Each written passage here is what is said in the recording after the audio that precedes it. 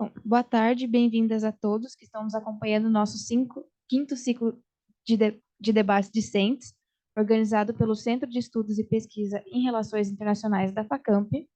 Eu sou Pamela Garrido, aluna do ano de EcoRI da FACAMP e estagiária do Sério FACAMP.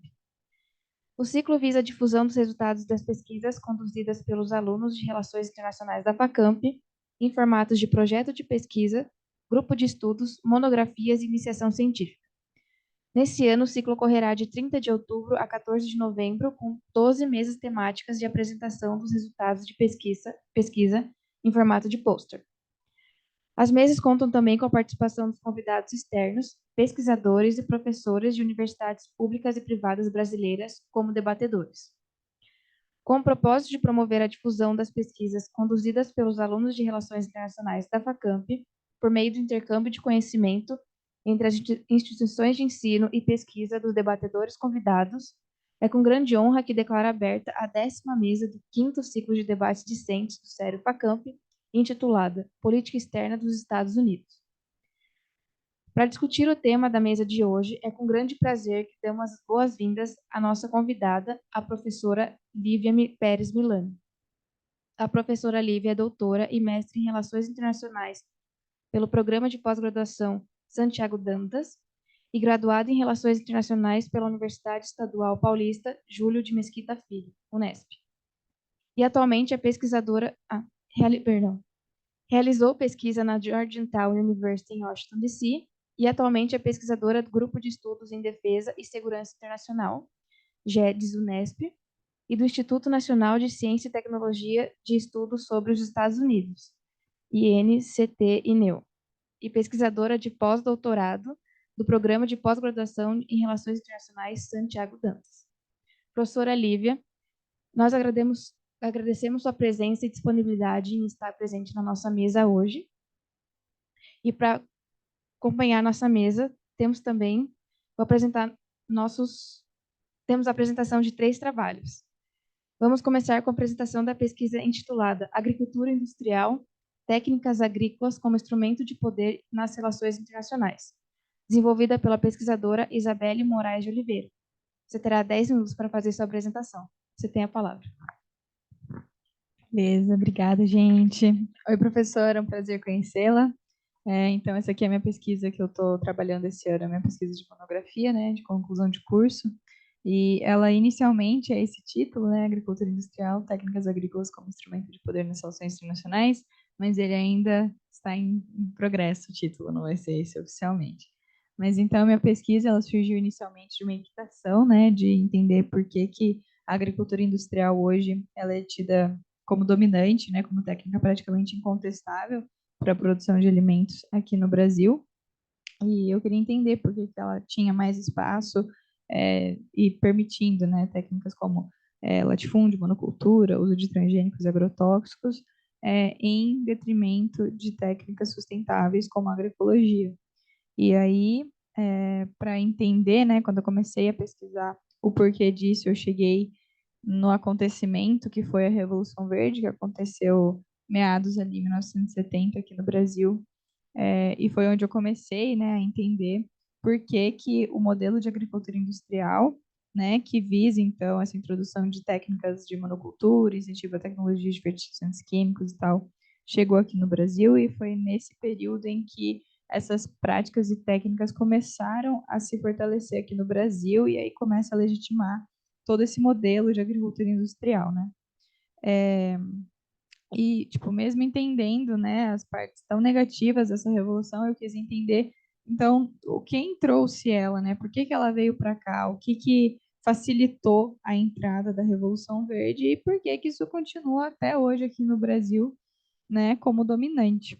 E aí, foi quando eu entendi, né, que mesmo frente às consequências negativas dessa revolução, a agricultura industrial hoje ela recebe maior número de investimentos, possui maior parte do território para plantio, e a gente entende isso, que a Revolução Verde, então, foi esse modelo introduzido no país a partir da Revolução Verde, e a gente levanta a hipótese de que a Revolução Verde contou com a organização de uma comunidade epistêmica que ajudou a difundir o ideal de modelo de agricultura industrial para o desenvolvimento do Brasil.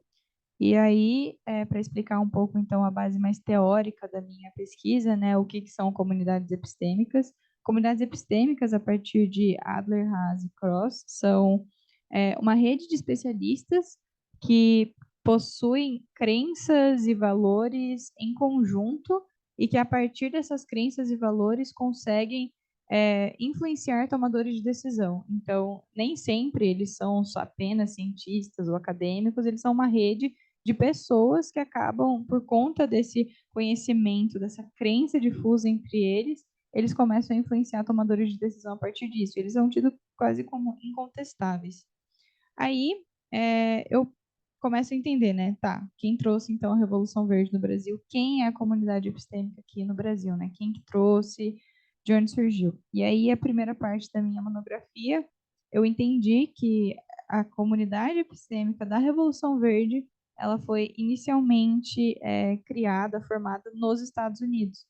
Então a gente surge de um contexto de Guerra Fria, então em que os Estados Unidos estava querendo influenciar países, né, entre aspas, do terceiro mundo, países em desenvolvimento, e eles veem a agricultura, então, nessa missão de acabar com a fome em países do terceiro mundo, como uma forma de influenciar esses países a partir de técnicas e projetos de desenvolvimento.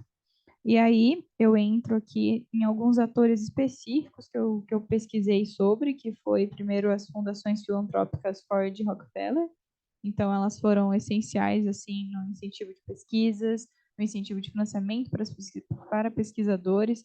Então justamente para começar a criar dentro do próprio Estados Unidos os cientistas e produtores agrícolas dentro dos Estados Unidos entenderem a agricultura industrial como a única possível para acabar com a fome e aumentar a produção de alimentos. Dentro desse ninho de Fundação Rockefeller, Fundação Ford, eu entro também na pesquisa do Norman Borlaug, que foi responsável por fazer a agricultura industrial, a Revolução Verde, no México, a partir da pesquisa de trigos anões e uso de fertilizantes químicos. E ele, em si, também irá, depois, posteriormente, influenciar no Brasil. Além disso, a gente tem centros de pesquisas, como a CGIAR, e também agências governamentais dos Estados Unidos, como a USAID, e agências governamentais como o Banco Mundial. Então, todas essas agências, esses atores que eu citei, eu procurei pesquisar dentro do meu trabalho, foram atores que facilitaram o entendimento difuso entre pessoas de que a agricultura industrial era a forma mais sensata de se produzir alimentos, de acabar com a fome no Brasil, acabar com a fome no mundo, e nisso eles começam então a influenciar tomadores de decisão, como eu citei aqui, a USAID, o próprio Banco Mundial, começam a ir até esses atores como fonte de referência mesmo. Então, como é que, né, que eu posso fazer? Qual que é a política que eu posso tomar? Vamos atrás desses pesquisadores para eles nos mostrarem o que a gente precisa fazer. Então, no fundo, assim, o que foi muito interessante de entender nesse primeiro capítulo, né, que foi entender os Estados Unidos como um ator que vai influenciar o país do terceiro mundo, foi entender que no final tudo são pessoas, né, pessoas conversando com outras pessoas e a partir daí construindo um conhecimento que vai influenciar tomadas políticas. E os Estados Unidos vêm muito forte nesse contexto de Guerra Fria, justamente porque eles queriam influenciar esses países de terceiro mundo, enfim, a partir dessa influência mesmo na produção de alimentos. E era muito difícil você contestar, justamente porque a justificativa dessas pessoas, a justificativa dessa rede de especialistas era justamente acabar com a fome. Então, eles viam como uma missão heróica e não era muito contestada assim. Então, isso foi muito interessante também. Partindo para o segundo capítulo da minha monografia, que ainda está passando por alguns ajustes, mas já está encaminhadinha, né?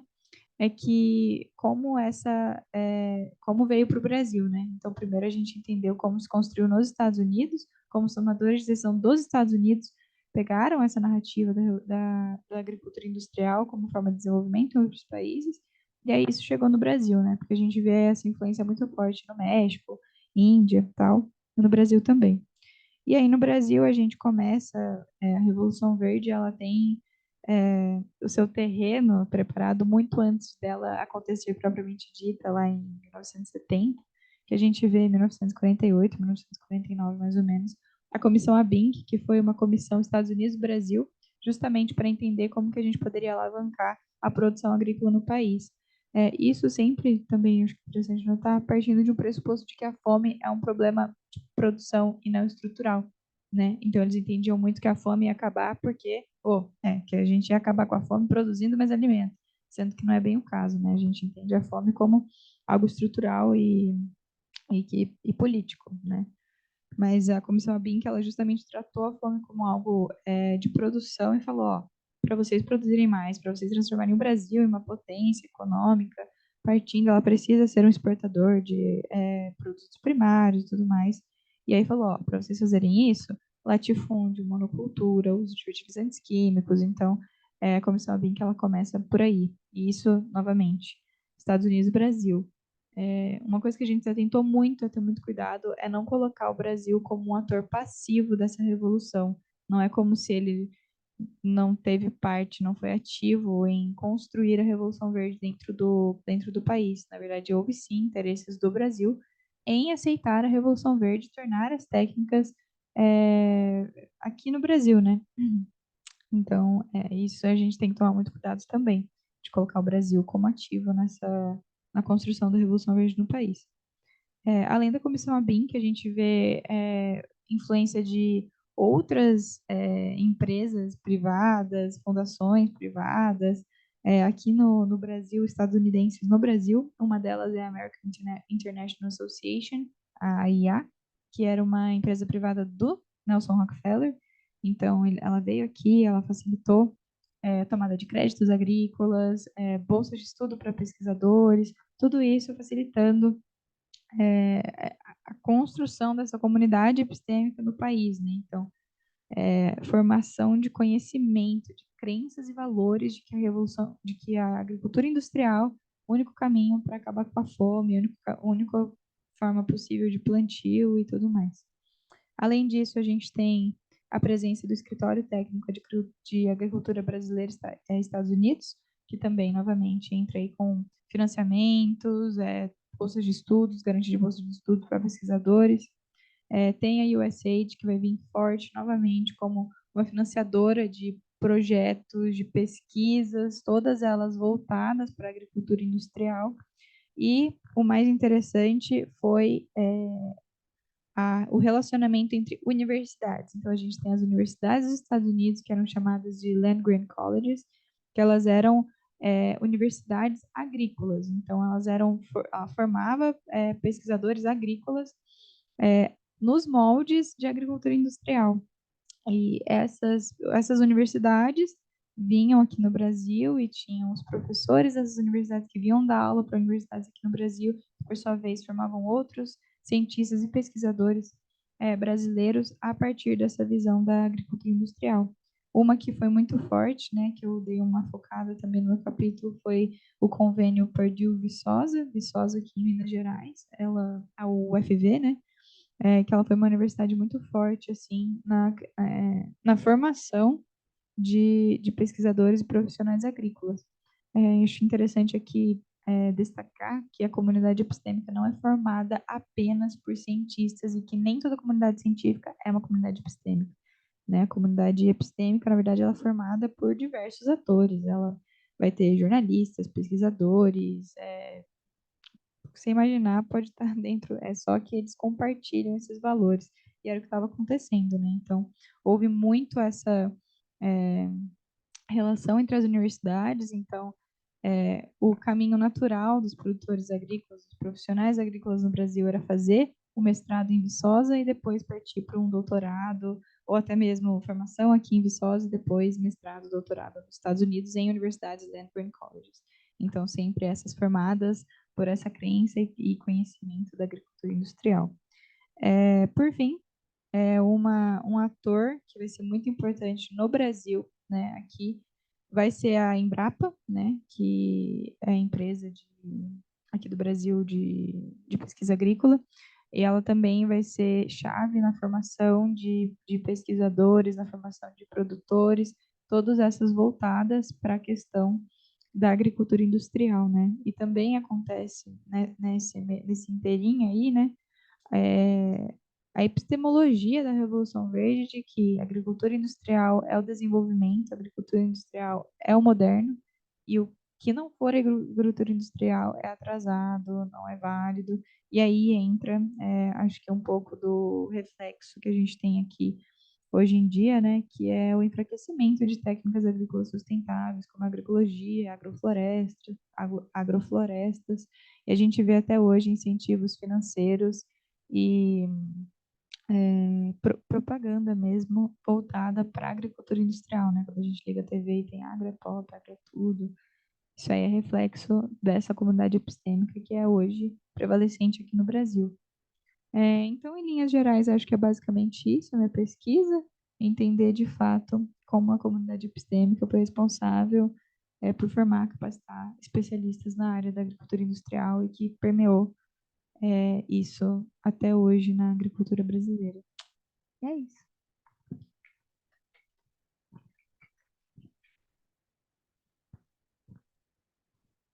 Obrigada, Isabelle, pela apresentação.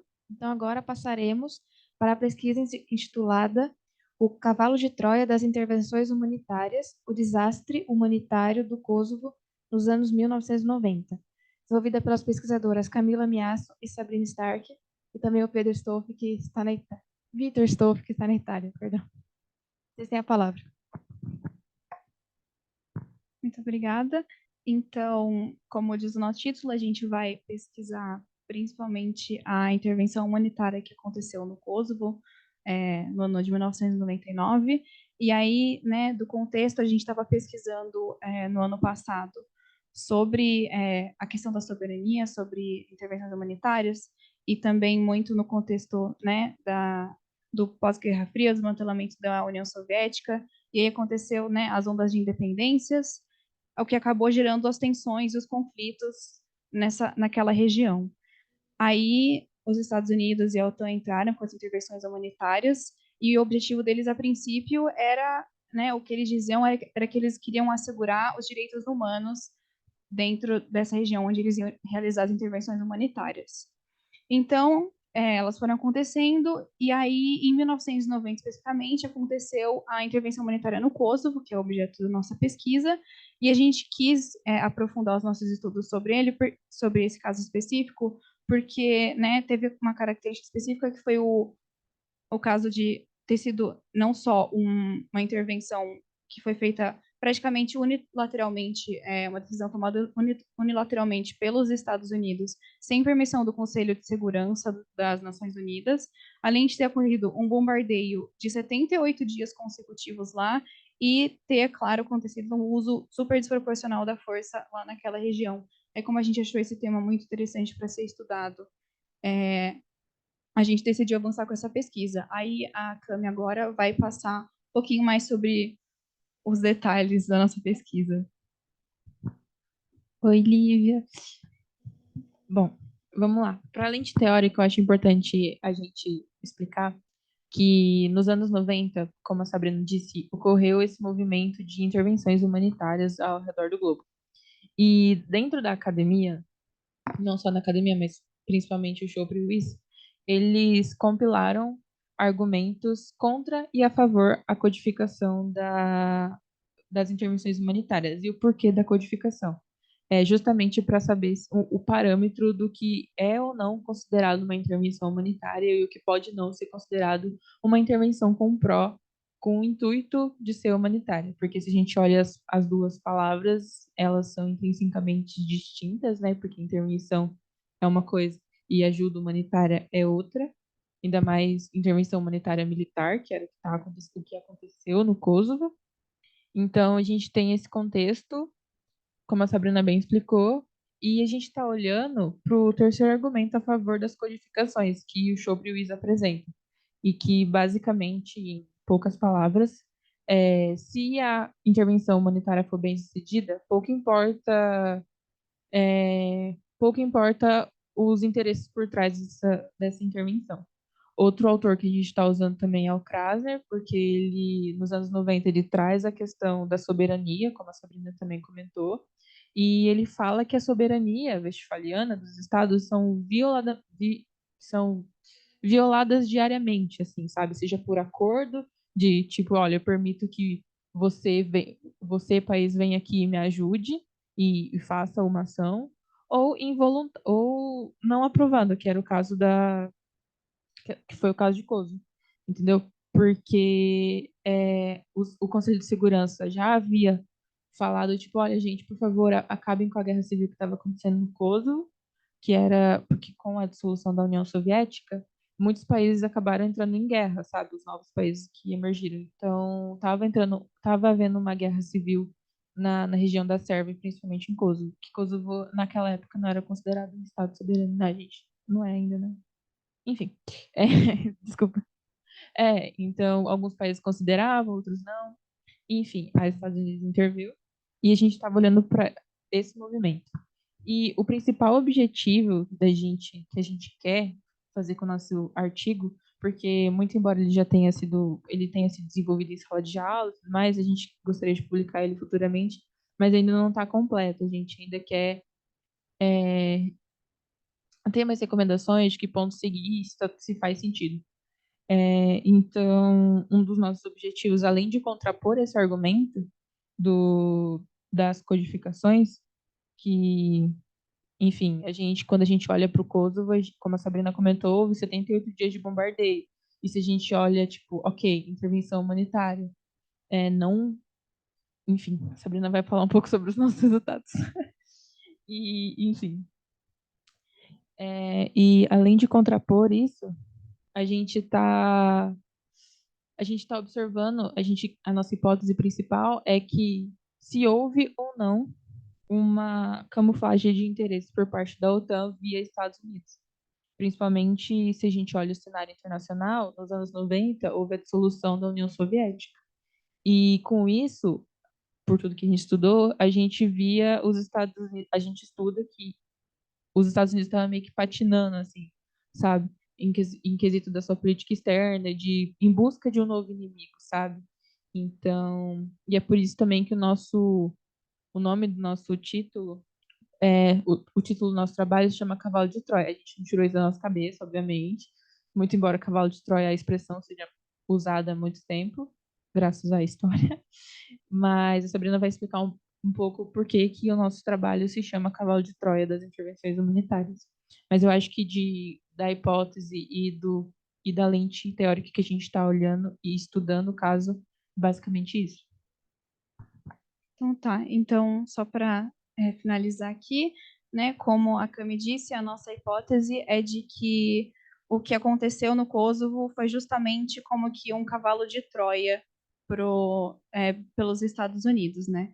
Eles diziam que eles traziam vontade de garantir os direitos humanos dentro do território de Kosovo e tudo mais, mas por trás haviam outras intenções. E aí o que procedeu foi o resultado de 78 dias de bombardeio, não teve, sem a permissão do Conselho, o uso nem da Sérvia, aí o uso desproporcional da força, e aí por isso seria um cavalo de Troia. Então, acho que tem argumentos muito fortes que comprovam a nossa hipótese, e aí também, né, para trazer sobre as teorias que a gente trouxe. O terceiro argumento das codificações.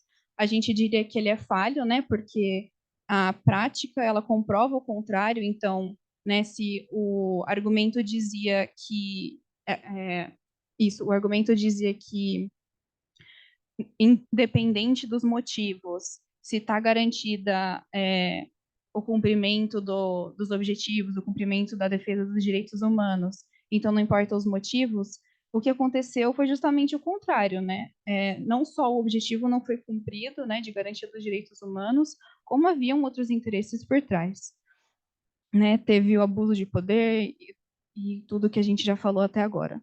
Aí, além disso, sobre a questão da soberania, como a Camila disse mais cedo, né, teve quebra da soberania tanto westfaliana, que são os acordos, né, entre os estados de não intervenção.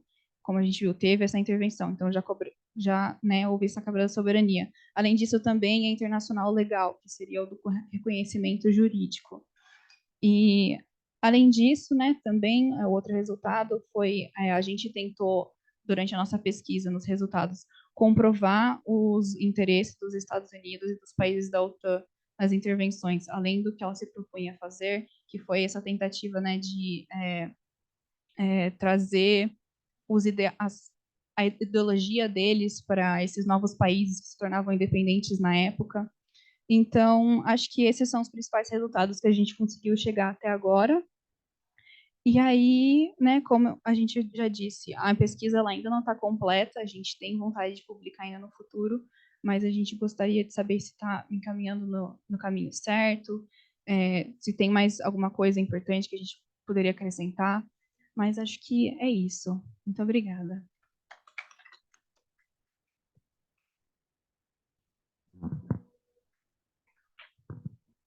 Obrigada, Camila e Isabina, pela apresentação.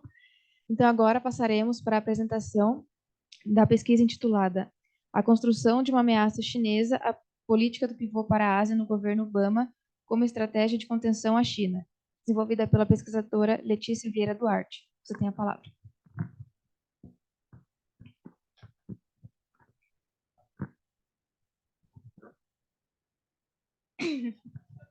Tá bom. Boa tarde, professora. A minha proposta, eu fiz uma iniciação científica com esse tema, e a minha proposta era entender se o discurso crescente de ameaça chinesa pode ser considerado um instrumento político dos Estados Unidos, de forma a ele se manter relevante principalmente na Ásia, e uma forma dele manter a sua hegemonia. E eu faço essa análise a partir da política do pivô para a Ásia, no governo do Obama, que foi um momento muito significativo da política externa dos Estados Unidos passar a ser focada principalmente na Ásia. Eu faço uso da perspectiva construtivista para mostrar que essa ascensão chinesa não é necessariamente ruim, não é necessariamente uma ameaça. Ela vai servir muito mais para mostrar que essa perspectiva de ameaça é muito mais uma colocação dos Estados Unidos do que, de fato, do que um fato, né? E falando um pouquinho do contexto antes do Obama assumir, logo no começo dos anos 2000, muitos especialistas, economistas mesmo, já falavam que a região da Ásia-Pacífico já era considerado como um novo centro econômico. Antes era Nova York, se eu não me engano, mas era localizado nos Estados Unidos. E agora o novo centro econômico, eles falavam que tinha se deslocado para a região da Ásia-Pacífico. E a gente viu também no começo dos anos 2000 o aumento da presença chinesa nos assuntos internacionais. Se não me engano, foi nos anos 2000 que a China entrou na OMC.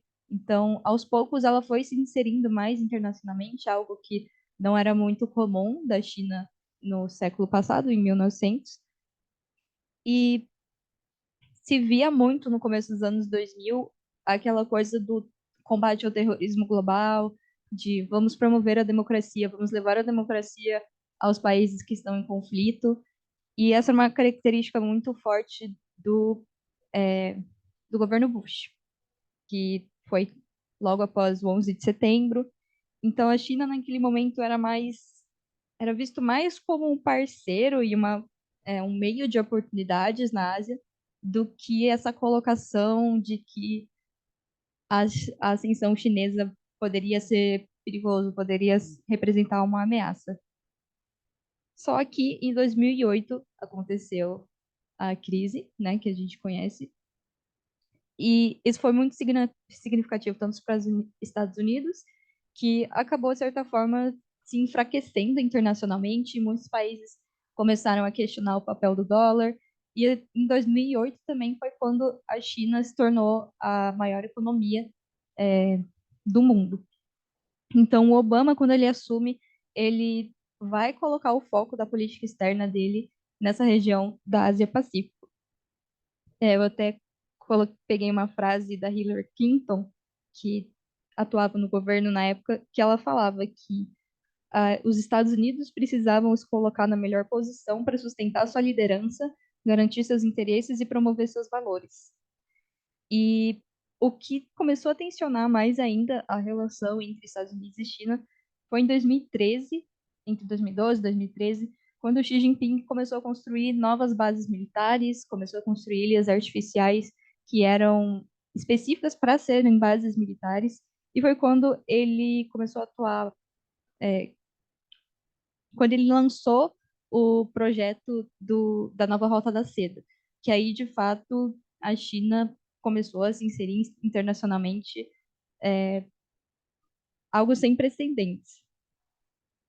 E os Estados Unidos, eles sempre argumentaram que as ações chinesas eram contrárias às regras internacionais estabelecidas, principalmente no que se relacionava a Taiwan, que sempre foi uma questão muito sensível na China, e também no Mar do Sul da China, que é uma rota de comércio, é a principal rota de comércio global. E o que os Estados Unidos sempre se colocaram também como protetores da segurança internacional, como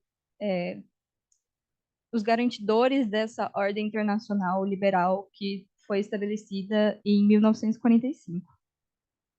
Então, o que era o pivô, né? Foi uma política, são várias políticas, né? Esse nome pivô para a Ásia foi um nome dado a essas ações dos Estados Unidos em direção à Ásia-Pacífico, e é um projeto multilateral, diplomático, e uma coisa que ele sempre colocou é a questão do respeito à ordem internacional, justamente para se contrapor a esse desrespeito que a China tinha às ordens internacionais.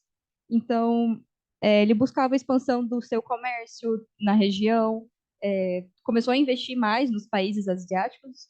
Acho que os principais que a gente mais conhece são o Japão e Coreia do Sul.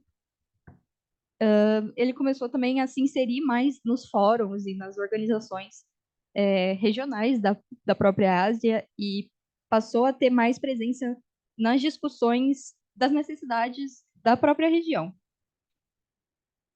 Mas então, por que seria interessante para os Estados Unidos, né, colocar a China como uma ameaça? De certa forma, colocar a China como uma ameaça legitima as ações dos Estados Unidos na Ásia. Isso vai principalmente na questão militar. Os Estados Unidos, a partir de 2010, 2011, mais ou menos, começaram a aumentar suas bases militares presentes nos outros países da região asiática. Acho que o Japão foi onde mais se inseriu novas bases militares, o próprio comércio militar de armas, de submarinos, começou a aumentar muito entre os países da região. E os Estados Unidos, essas ações dos Estados Unidos eram vistas como os Estados Unidos está nos protegendo. Isso é um argumento do Muniz Bandeira, que ele fala que os Estados Unidos estavam precisando legitimar a sua hegemonia econômica e política, que vinha decaindo desde a crise de 2008, e que ele precisava se colocar como esse protetor, como esse ator de segurança na região. E tem a questão também muito dos valores universais, da questão de democracia, de liberdade, que é um discurso muito usado pelos Estados Unidos. E a gente sabe que a China não é um regime democrático, não é um regime, né, de muita liberdade, e também tem a questão da China não valorizar muito mais a diversidade de valores e a diversidade cultural que existe do que, de fato, os valores universais. Então, isso também sempre foi algo de tensionamento entre os dois países, principalmente quando a China começou a ganhar mais relevância nos assuntos internacionais. E um dos autores que eu usei foi o Shen Qingpan, e ele coloca que essa ideia de ameaça não é só um fator material que determina essa ameaça. Então, não é só a China se desenvolver militarmente, não é só a China ter novos investimentos, ter novos projetos na África, por exemplo. Só isso não faz dela necessariamente uma ameaça, porque senão a gente poderia considerar a França, por exemplo, que tem armas nucleares, uma ameaça. Mas ele coloca aqui os fatores ideacionais fazem com que surja essa ideia de ameaça. E para concluir o trabalho, eu fui notando que, com base nas leituras, que o comportamento da China a essas ações que os chineses sempre colocaram como de contenção à China, eles reagem confrontando esses bloqueios econômicos, esses bloqueios tecnológicos, políticos, feito pelos Estados Unidos. Isso a partir de um desenvolvimento militar ainda maior, pelo desenvolvimento tecnológico ainda maior, por fazer mais investimentos. Acho que o Brasil é um ótimo exemplo de estreitar mais as relações na América Latina, na África, ter essa presença internacional maior.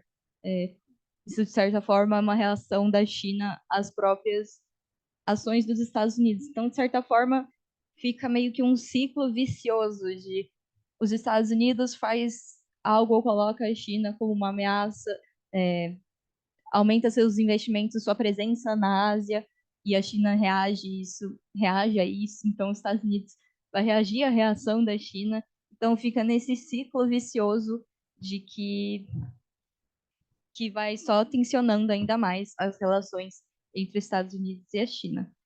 Acho que era mais isso que eu tinha para comentar. Obrigada.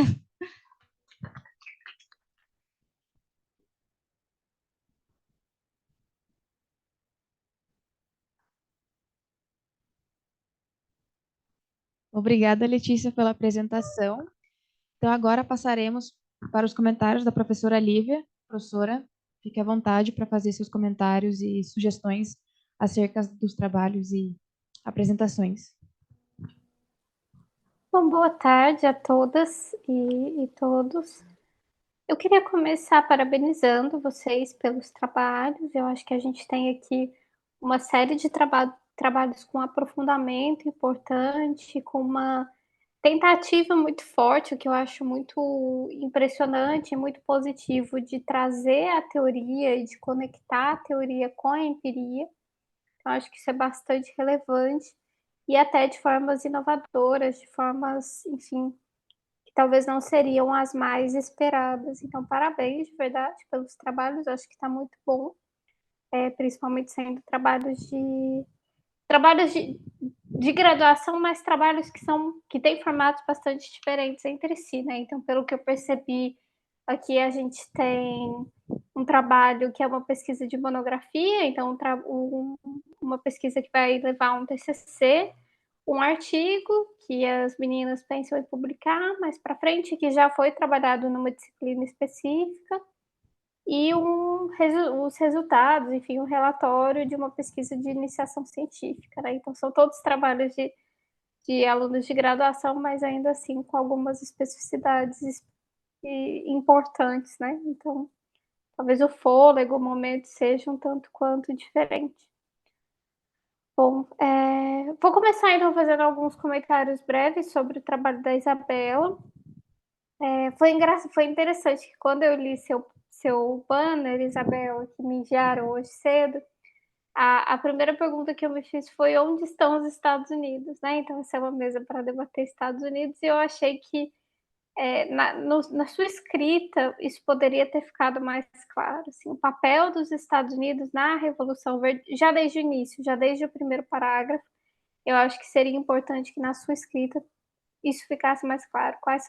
Qual é esse papel dos Estados Unidos, como que eles propuseram a Revolução Verde, até porque quando você chega nas suas conclusões e você diz que a comunidade agrícola brasileira reproduz o modelo dos Estados Unidos, isso meio que foi pouco discutido anteriormente. Então, você fala mais do contexto local. Eu acho que talvez você fale mais do seu segundo capítulo do que do TCC, da monografia como um todo, no banner, mas no caso, na sua exposição, a sua exposição foi bastante boa e ficou muito mais claro para mim o que você quer e o que você já fez nesse trabalho, né? Então me impressiona bastante a quantidade de detalhes, a quantidade de questões que você trouxe, o aprofundamento empírico que você tem com relação a esse tema. Algumas coisas que eu fiquei pensando, a primeira delas é que você fala bastante de comunidade epistêmica, mas eu acho que seria importante dizer um pouco mais sobre a relação entre a comunidade epistêmica em si e outros atores importantes, né? As empresas, as agências governamentais, então como que elas se relacionam entre si? É uma relação direta, aquilo que é produzido pelas comunidades epistêmicas logo já é adotado pelos governos, são os governos que precisam dessas comunidades epistêmicas, ou talvez é a ação desses governos que importa mais do que a comunidade epistêmica em si. Então, entender a relação entre a comunidade epistêmica e outros atores, eu acho que, enfim, foi algo que eu fiquei pensando ao te ouvir falar.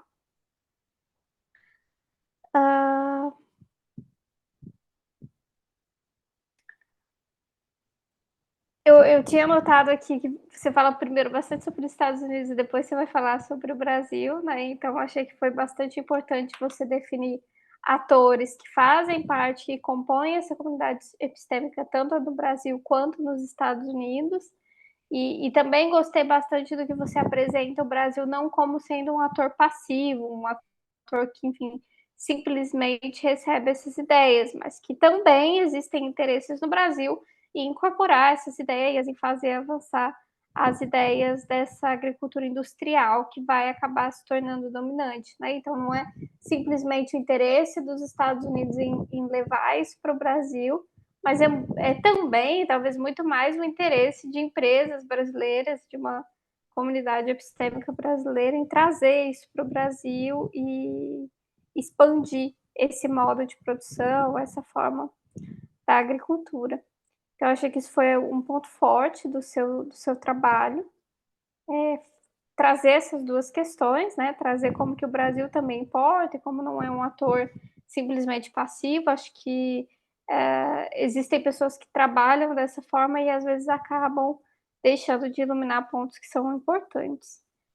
E por fim, o que eu achei que o que me trouxe assim uma sensação ao te ouvir falar é que você tem uma visão muito crítica sobre essa agricultura industrial.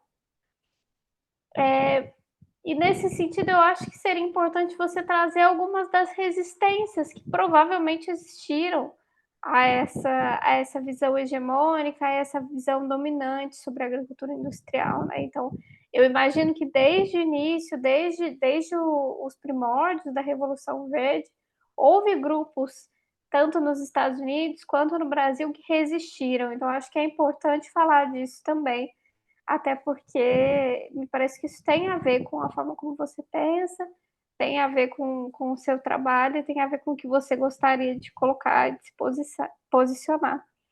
Então, eu achei que foi bastante interessante, um trabalho bem profundo, você trouxe bastante detalhes sobre como essas relações acontecem, e eu acho que esse é um trabalho muito interessante, porque geralmente a gente pensa em relações bilaterais, né? A gente fala de Brasil e Estados Unidos, a gente pensa nas relações entre os governos.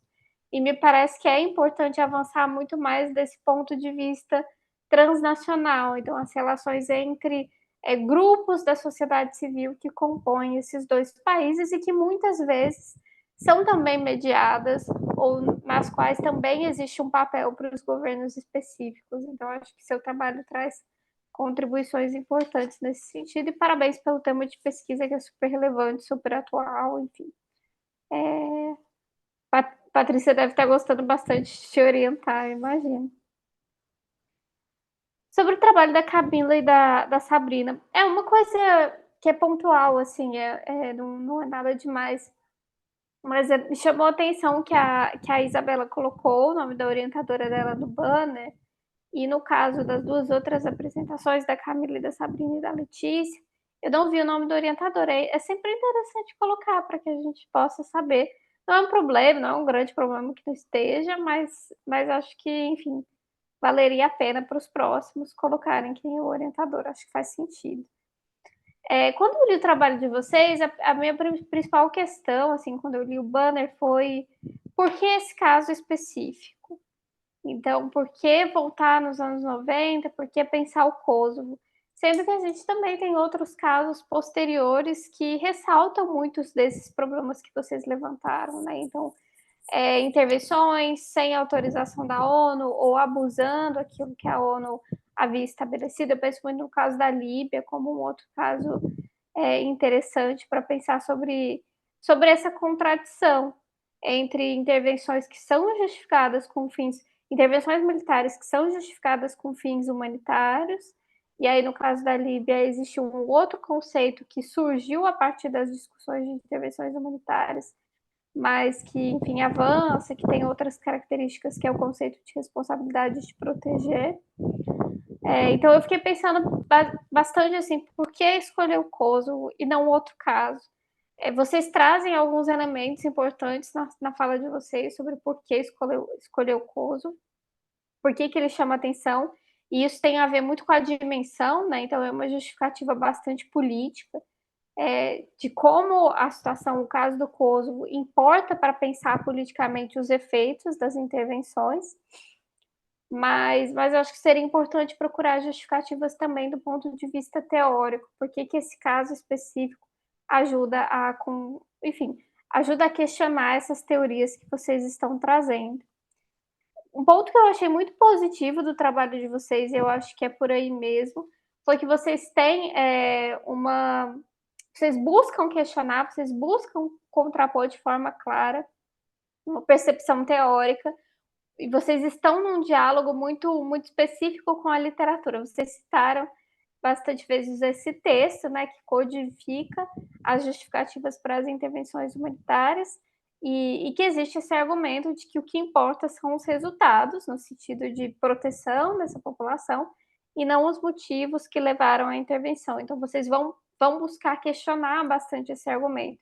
Eu acho que esse questionamento da literatura é algo muito importante para o trabalho científico, né? E aí acho que esse é um ponto bastante importante, bastante positivo do trabalho de vocês. Algumas questões, outras questões que eu fiquei pensando que vocês poderiam talvez avançar um pouco mais e que talvez tenha me causado assim talvez um certo estranhamento, e que vai um pouco além do escopo de vocês, né? Mas a primeira delas é alguns termos que vocês usam como camuflagem de interesses, falsos. Teve uma outra. Um falso interesse de levar os direitos humanos.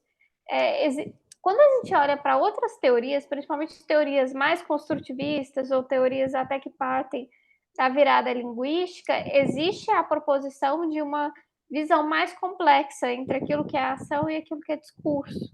Então, o discurso como constitutivo da ação, como forma de legitimar a ação e como necessário para que essa ação ela ocorra. Então, talvez essa dicotomia muito forte entre uma retórica e uma ação é algo que, enfim, talvez vocês poderiam, não sei se repensar, mas outras teorias trazem elementos importantes para pensar sobre essa relação de uma forma mais complexa, né? A importância, a necessidade de que essa ação seja legitimada. Então, eu talvez iria um pouco nesse sentido.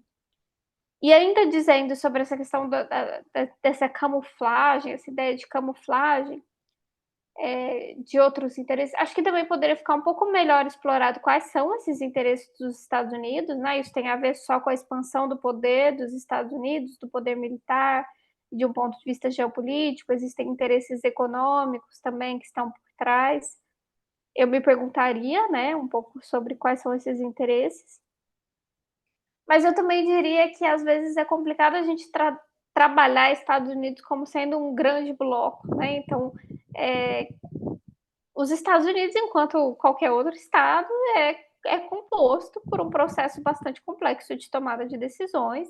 E nesse processo de tomada de decisões, a gente tem desde interesses de lobbies específicos, interesses de estruturas burocráticas, como os militares, os diplomatas, e a gente tem outras pessoas, comunidades epistêmicas, pesquisadores, enfim, agências de organizações não governamentais que podem influir nesse processo de tomada de decisão. Então, pensar que todos esses atores tinham essa visão meio cética, meio cínica sobre Kosovo, também me parece um pouco complicado, sabe? Acho que talvez existem de fato grupos nos Estados Unidos que tinham intenções positivas, né? Então acho que talvez trabalhar os Estados Unidos como algo unitário é algo que a gente pode, enfim, que a gente pode se questionar. Mas de forma geral, acho que o trabalho está bastante interessante e acho que de fato o ponto alto é essa tentativa de vocês de questionar esse texto que coloca essa proposição de que o que importa são os resultados e não os motivos que levaram à ação. Né? Porque vocês mostram que, em termos de resultado, não houve proteção dos civis. O que houve foi um bombardeamento. Né? Então, a gente tem uma contradição que fica bastante explícita. E sobre o texto da Letícia, parabéns também pela sua iniciação científica. Acho que foi bastante interessante te ouvir falar. Quando eu li, eu também fiquei pensando assim na justificativa, por que trabalhar com esse momento, por que voltar no tempo, né? Então, essa construção de ameaça é algo que segue até hoje com outras perspectivas, com outras questões, mas é algo que continua no momento contemporâneo.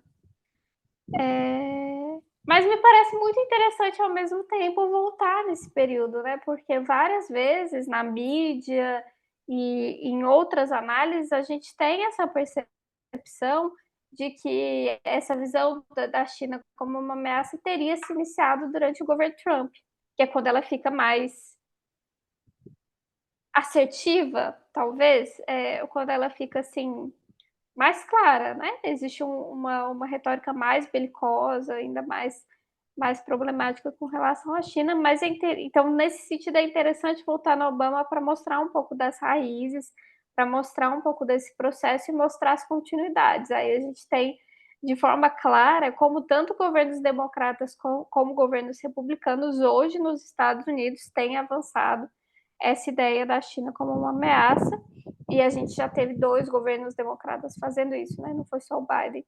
O Obama também, como você mostra muito bem.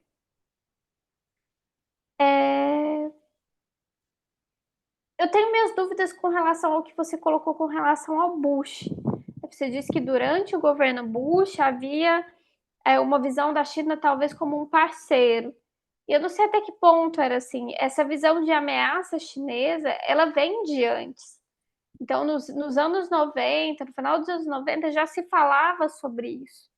O que acontece é que, de fato, com os ataques terroristas, e inclusive no primeiro ano do governo Bush já se falava bastante sobre essa questão da ameaça chinesa, mas o que acontece é que com os ataques terroristas, né, com 2001, esse tema ele perde proeminência, ele perde prioridade na agenda de política externa dos Estados Unidos, e existem alguns interesses comuns de China e Estados Unidos, assim como houve interesses comuns também de Rússia e Estados Unidos no combate ao terrorismo.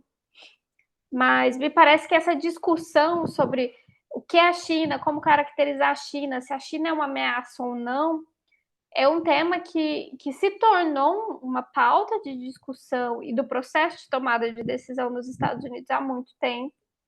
Ganha proeminência durante o governo Obama, mas isso já vinha de antes.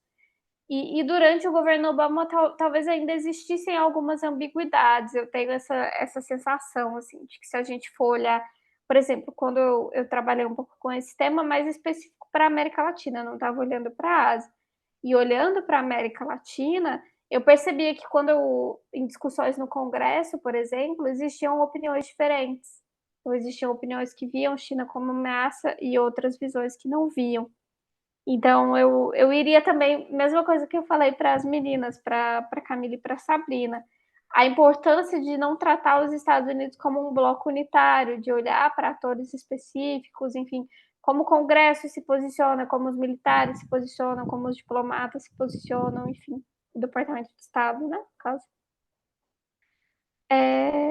Como que empresas, enfim, a sociedade civil tem reagido a isso, né? Então, Eu acho que é importante a gente olhar para quais são os atores dentro dos Estados Unidos que estão criando essa narrativa da China como uma ameaça e se existe ou não outras visões, outras alternativas. Claro que isso aqui que eu estou te falando seria muito mais para você aprofundar seu trabalho, né? Talvez uma segunda etapa do seu trabalho.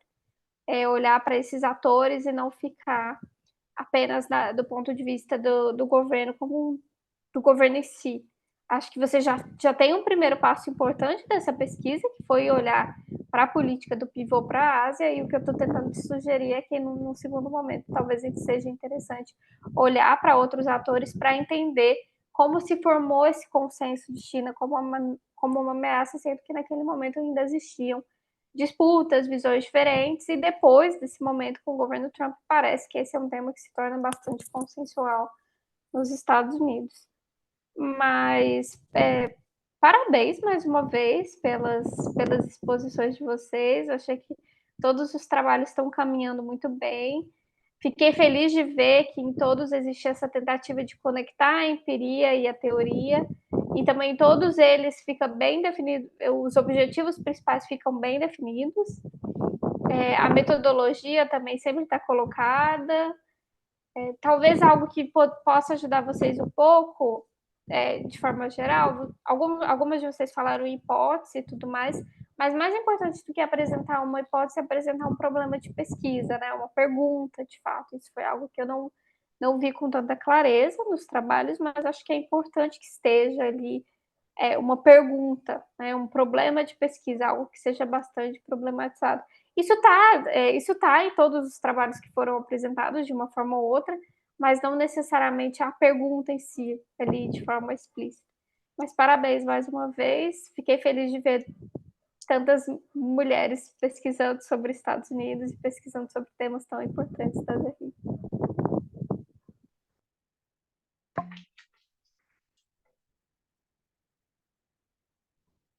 Obrigada, professora, pelos comentários. Então, agora passo a palavra para nossas apresentadoras para que possam responder. Começando por ordem, pode ser? Acho que vou começar, né? Então, muito obrigada, Lívia, pelos apontamentos. De fato, eles são muito pertinentes, assim. Quando eu comecei a minha pesquisa, eu também não achava que eu ia partir tanto para os Estados Unidos, não achava que ele ia ser tão proeminente assim na minha pesquisa. Acabou que ele foi. Prometo que no trabalho principal, né, na minha monografia, isso está mais explícito também sobre a importância dos Estados Unidos em toda a influência, né, durante todo o trabalho. Gostei muito, em especial, do que você comentou sobre falar sobre as resistências. De fato, tem muito. A minha maior paixão hoje é pesquisar sobre movimentos de resistência contra a agricultura industrial. Mas achei que talvez para inserir na minha monografia talvez ficasse um pouco extenso, então pretendo explorar um pouco mais essa questão das resistências, tanto das pessoas do campo quanto comunidades indígenas, comunidades ribeirinhas, quilombolas e tudo mais. Pretendo expandir talvez um mestrado, não sei, ainda estamos vendo certinho o que vai acontecer, mas fico muito feliz de você ter trazido, né, a importância também de colocar essa parte da resistência. Mas acho que também só para agradecer também, né, os comentários e fico muito feliz que você tenha gostado, né? Acho que é mais isso, assim, da minha parte. Vou passar para as meninas também. Obrigada.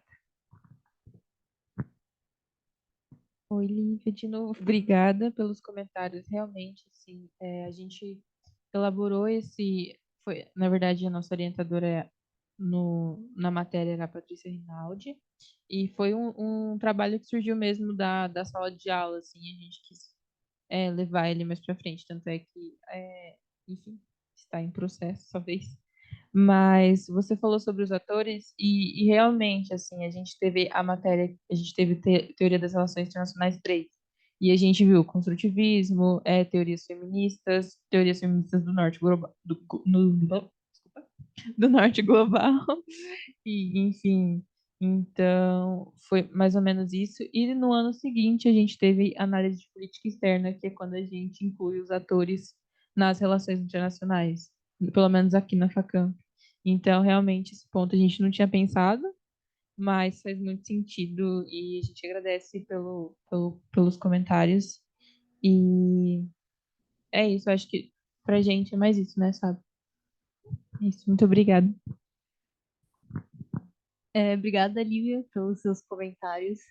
Eu pretendo expandir essa IC para mono. O que eu gostaria de fazer mais na mono ainda está um pouco incerto. Eu gostaria de me aprofundar um pouco mais na análise da política externa dos Estados Unidos e também da própria China, para tentar mostrar essa ambiguidade que tem. E fala a mesma coisa que a Camila também não tinha pensado tanto nos atores,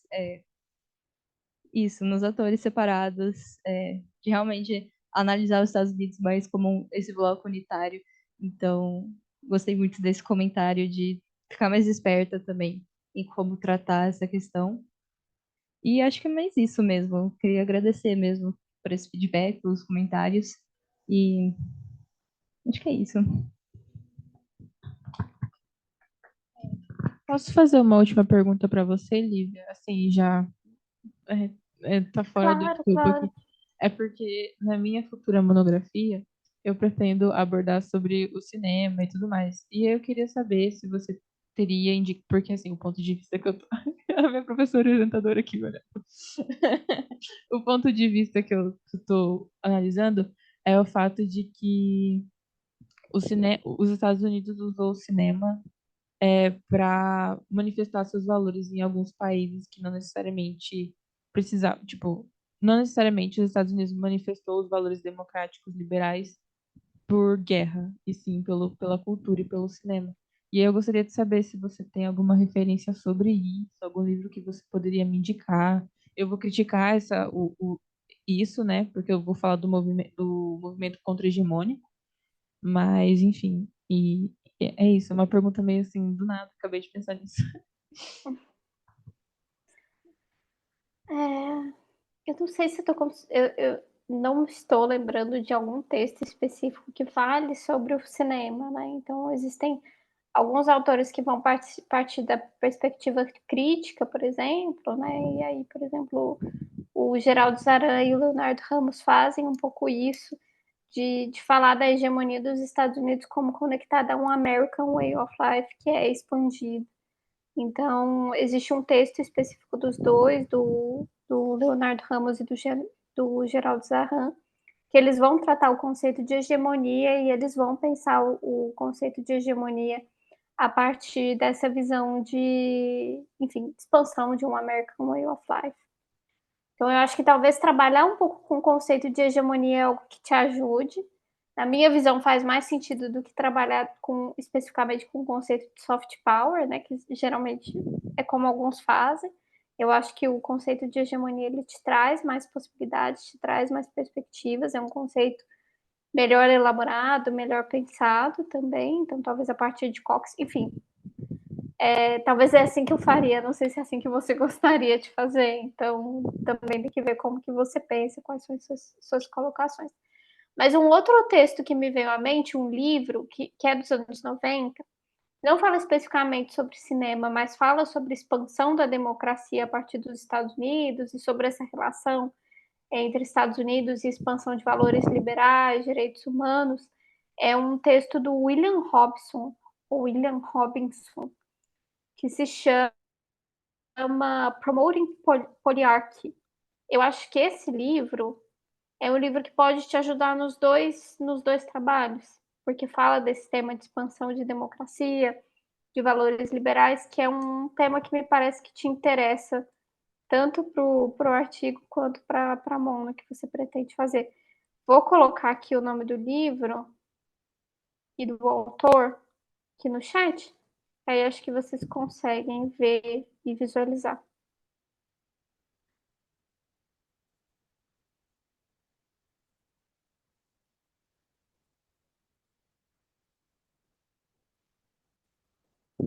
Certo?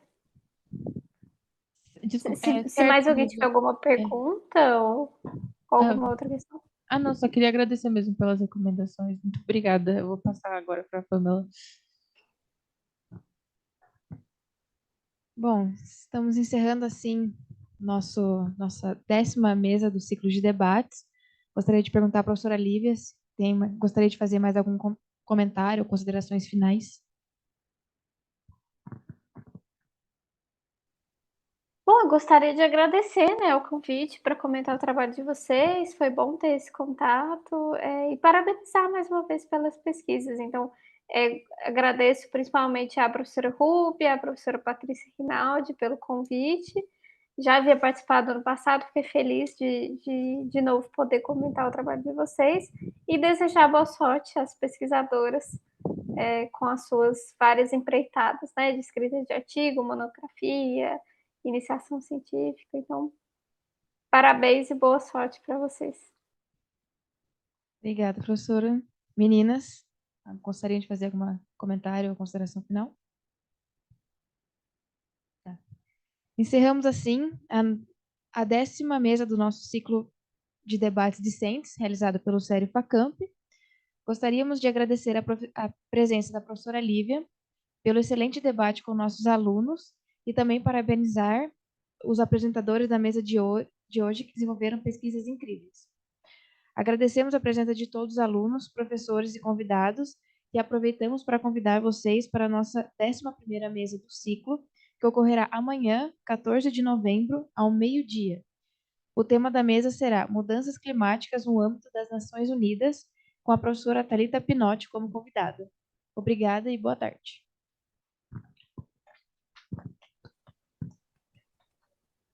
E é isso. Obrigada, professora. Então, Obrigada. tchau, bom evento para vocês. Até mais. Até mais.